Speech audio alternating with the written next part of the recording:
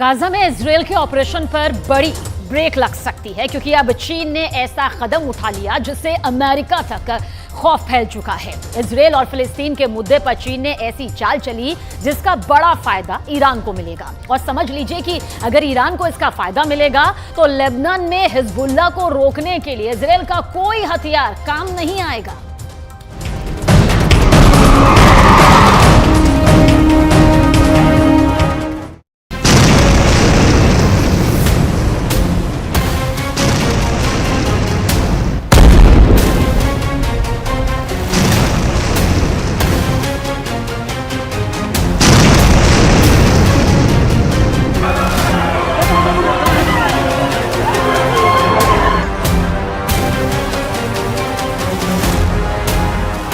तबाही गाजा में हो रही है। गाजा में इजरायल के बम फट रहे हैं। उत्तरी गाजा का कोई मोहल्ला, कोई गली बाकी नहीं बची जो इजरायल के धमाके से गूंजी ना हो। गाजा ने इतनी लाशें पहले भी देखी हैं, लेकिन इस बार तबाही का मंजर और ज्यादा खतरनाक नजर आ रहा है। पूरे गाजा में इस वक्त बारूद की बू आ रही है। यहाँ की आबो हवा में बारूद घुल चुका है। इजरायल का दावा है कि उसकी एयरफोर्स गाजा पर रोज 300 से ज्यादा स्ट्राइक कर रही है।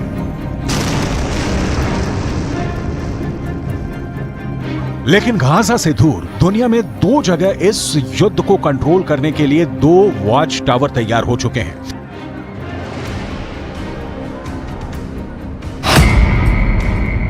एक है भूमध्य सागर, जहां अमेरिका ने समुद्री बेड़े तैयार कर दिए हैं, और दूसरा है फारस की खाड़ी, जहां चीन ने अपनी 6 जंगी जहाज तैनात कर दिए हैं।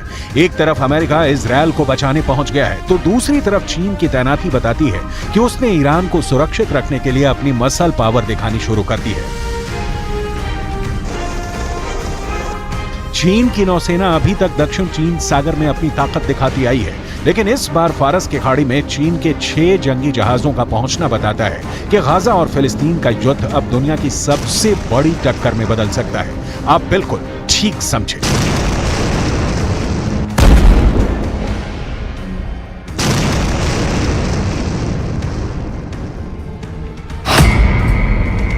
ये अब अमेरिका बनाम चीन का युद्ध भी हो सकता है। अमेरिका खुलकर इजरायल के साथ आ चुका है। अब चीन ने ईरान के करीब अपने 6 जंगी जहाज पहुंचा दिए हैं, यानी कह सकते हैं कि चीन अब ईरान के साथ है। वैसे बड़ी खबर यह भी है कि रूस के विदेश मंत्री सर्गेई लावरोव ने ऐसे अहम वक्त पर ईरान का दौरा किया है। इसलिए पुतिन ने यह भी बता दिया है कि रूस इस वक्त पूरी तरह ईरान के साथ है। गाजा में इजरायल की बमबारी को देखते हुए ईरान बार बार वार्निंग दे रहा है। इस वक्त गाजा में जितनी भी इमारतें इजरायल की बमबारी में ढहती जा रही हैं, वहां मलबे से बच्चे और बूढ़ों की लाशें निकाली जा रही हैं। ऐसी हर तस्वीर को देखकर फिलिस्तीन का समर्थन करने वाले देशों का गुस्सा उबाल खा रहा है। गाजा में इस इमारत में रेफ्यूजी रहते थे। जब इजरायल का बम यहां गिरा तो लोग लाशें गिनते गिनते थक गए। अब यहां चारों तरफ मलबा ही मलबा है। अंदाजा लगाना मुश्किल है कि इस मलबे में कितनी लाशें दबी हुई हैं।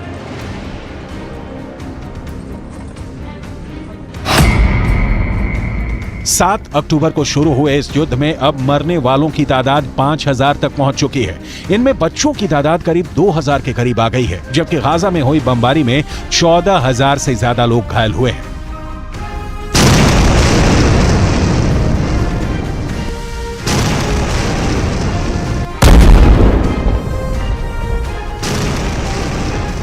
गाजा से आ रही तस्वीरों ने पूरी दुनिया को झकझोर कर रख दिया है। इस वक्त गाजा में दुनिया की सबसे बड़ी तबाही मची हुई है, और जैसे जैसे मरने वालों का आंकड़ा बढ़ता जा रहा है, पूरी दुनिया 2 खेमों में तेजी से बढ़ती जा रही है गाजा में तबाही को लेकर। इस बीच रिपोर्ट है कि जर्मनी के स्पेशल फोर्स की एक बड़ी टुकड़ी साइप्रस पहुंच चुकी है। जर्मनी की ये स्पेशल फोर्स अब साइप्रस में अमेरिका, इटली, नीदरलैंड्स और ब्रिटेन के स्पेशल फोर्स के साथ तैनात रहेंगी। यूरोप की तरफ से ऐसी तैनाती एक तरह से नाटो को भी इस युद्ध में खींच रही है। जर्मनी की स्पेशल फोर्स CSG-9 में दुनिया की टॉप क्लास की कमांडो टीम मानी जाती है। कहा जा रहा है कि जर्मनी ने इनको इसलिए तैनात किया है क्योंकि बड़े युद्ध के हालात में पश्चिम एशिया में मौजूद जर्मनी के नागरिकों को खतरा हो सकता है और तब ये टीम उनको बचाने के लिए ऑपरेशन में लगाई जा सकती है। जर्मनी के स्पेशल फोर्स CSG-9 बहुत ही आधुनिक हथियारों से लैस होती है और ये बंधकों को रिहा कराने में काफी माहिर मानी जाती है।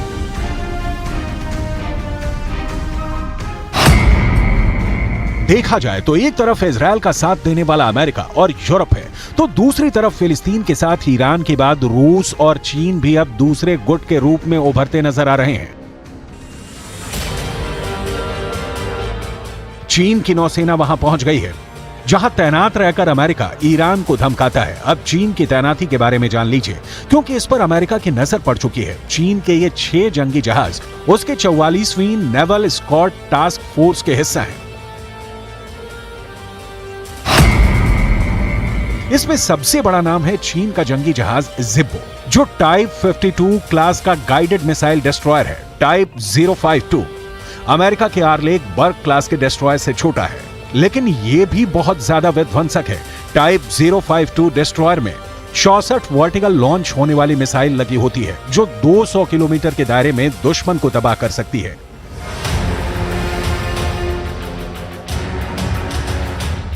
कुल मिलाकर ये चीन की तरफ से एक बड़ी स्टेटमेंट है जो उसने ईरान के पक्ष में दे दी है।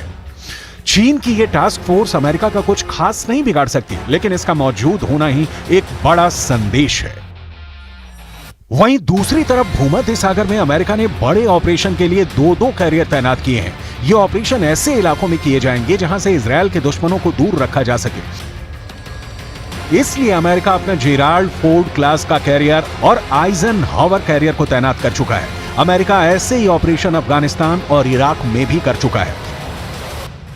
ईरान को भी वो लगातार धमकी देता रहा है। इजरायल के लिए भी ये कैरियर बहुत बड़ा युद्ध छेड़ सकते हैं, उसे पूरी तरह कंट्रोल कर सकते हैं।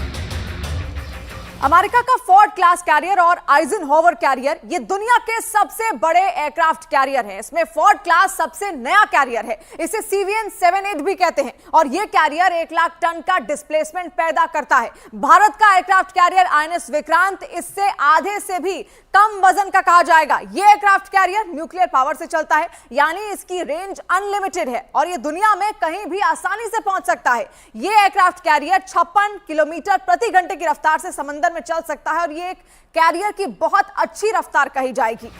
अमेरिका की तरफ से तैनात हुए जेराल्ड फोर्ड और आइजनहावर, ये दोनों कैरियर स्ट्राइक ग्रुप किसी भी नौसेना को अकेले हरा सकते हैं। अमेरिका नहीं चाहता कि रूस की नौसेना इस इलाके में आए, जैसा कि सीरिया में युद्ध के दौरान हुआ था। यही वजह है कि ये दोनों कैरियर फुल एयर पावर के साथ यहां पहुंचे हैं।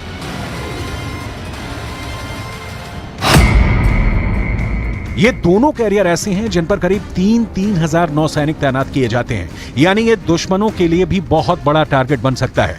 दोनों एयरक्राफ्ट कैरियर पर 90 विमान और हेलीकॉप्टर तैनात किए जा सकते हैं। इनमें 75 तो सिर्फ लड़ाकू विमान है। अब इस एयरक्राफ्ट कैरियर पर सुपर हॉर्नेट विमान तैनात है। इस पर से F-35 स्टेल्थ फाइटर भी ऑपरेट कर सकते हैं और उनको पूरी तरह से तैनात करने की तैयारी की जा रही है। इजरायल को मल्टी फ्रंट पर बचाने के लिए अमेरिका पूरी तरह से तैयार है। इसके लिए अमेरिका ने अपना F-35 फाइटर जेट भी तैनात कर दिया है। अब सवाल है कि F-35 का क्या इस्तेमाल होगा, तो जवाब है उत्तरी इजरायल और लेबनान के बॉर्डर पर इस वक्त युद्ध शुरू हो चुका है। בצפון, ביממה האחרונה, חיסלנו, כולל בשעות האחרונות, עוד חוליות מחבלים, סך הכל 8 חוליות מחבלים ביממה האחרונה, שניסו לשגר טילי נ"ט ורקטות, כאשר 7 מתוכם הרגנו עוד לפני שהצליחו בכלל לשגר. מתחילת המלחמה חיסלנו למעלה מ-20 חוליות כאלה של ארגון חיזבאללה। हिजबुल्लाह ने इजरायल के कई पोस्ट को एंटी टैंक मिसाइल से उड़ाने का दावा किया है और इसका वीडियो भी जारी किया है। वहीं इजरायल का दावा है कि उसने हिजबुल्लाह के 14 लड़ाकों को मार दिया है, जबकि हिजबुल्लाह का कहना है कि उसके 24 लड़ाके अब तक मारे गए हैं। हिजबुल्लाह इस वक्त इजरायल को टक्कर देने वाला सबसे बड़ा मिलिशिया बन चुका है, जिसको ईरान की भी पूरी मदद मिलती है।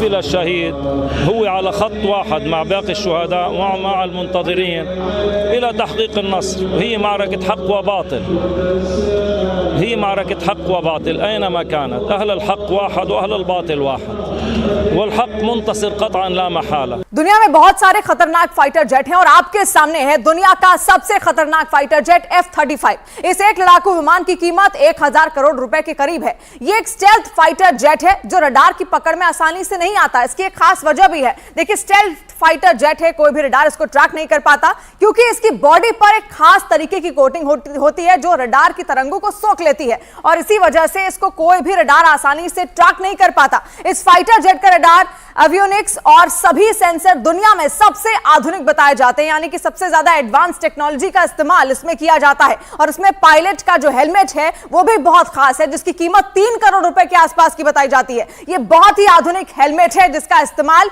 इसको चलाने के लिए यहां पर किया जाता है। तो देखिए कितने आधुनिक जो तकनीक है उसका इस्तेमाल यहां पर किया जाता है। स्टेल्थ फाइटर जेट है, कोई भी रडार इसको आसानी से ट्रैक नहीं किया जाता और इसका जो हेलमेट है जो पायलट पहनता है वो भी बेहद खास और महंगा है।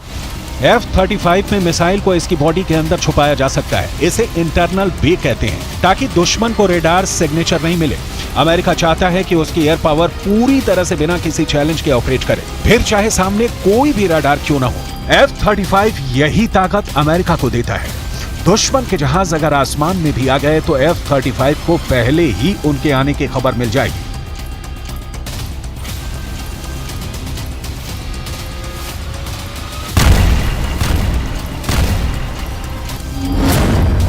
इनके विंग्स में 10 रेडियो एंटीना लगे हैं ताकि दुश्मन के रेडार की वार्निंग मिल सके। इस विमान का कंप्यूटर सिस्टम ऐसा है जिस पर दुश्मन इलेक्ट्रॉनिक अटैक नहीं कर सकता है, यानी इसे हैक नहीं किया जा सकता। इसकी अधिकतम रफ्तार करीब 2000 किलोमीटर है और ये 50,000 फीट की ऊंचाई तक उड़ सकता है।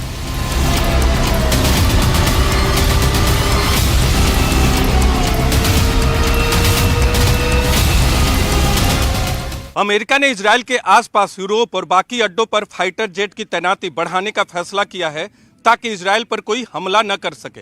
इजराइल की वायुसेना पहले से ही एक्टिव है और इस कोशिश के बाद इजराइल को अमेरिका से एक नई ताकत मिलेगी और इस युद्ध में इजराइल पुरजोर ताकत के साथ लड़ेगा। गाजा पर चढ़ाई के लिए इजराइल की फोर्स ने उसे चारों तरफ से घेरा हुआ है। गाजा के बाहर इजराइल के टैंक, गोले, बारूद के साथ खड़े हुए हैं। कमांड सेंटर से जैसा ऑर्डर आएगा ये उसके हिसाब से आगे बढ़ेंगे।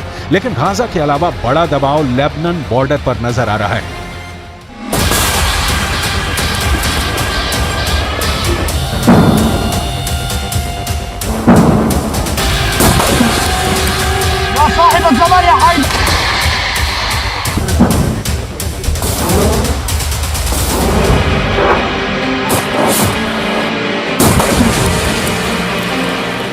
समझ लीजिए कि इस वक्त गाजा के अलावा इजराइल और लेबनान के बॉर्डर पर जो आग लगी हुई है, ये आग कब युद्ध को 10 गुना भड़का सकती है, इसके बारे में दुनिया में सिर्फ 4 लोग जानते हैं। पहले हैं इजराइल के प्रधानमंत्री बेंजामिन नेतन्याहू, दूसरे हैं ईरान के राष्ट्रपति इब्राहिम रईसी, तीसरे हैं अमेरिका के राष्ट्रपति जो बाइडेन और चौथे हैं यूरोप से लेकर अमेरिका तक सबको हिला देने वाले रूस के राष्ट्रपति व्लादिमीर पुतिन। और अब शी जिनपिंग वो 5वें शख्स हैं जो इस युद्ध को कंट्रोल करना चाहते हैं।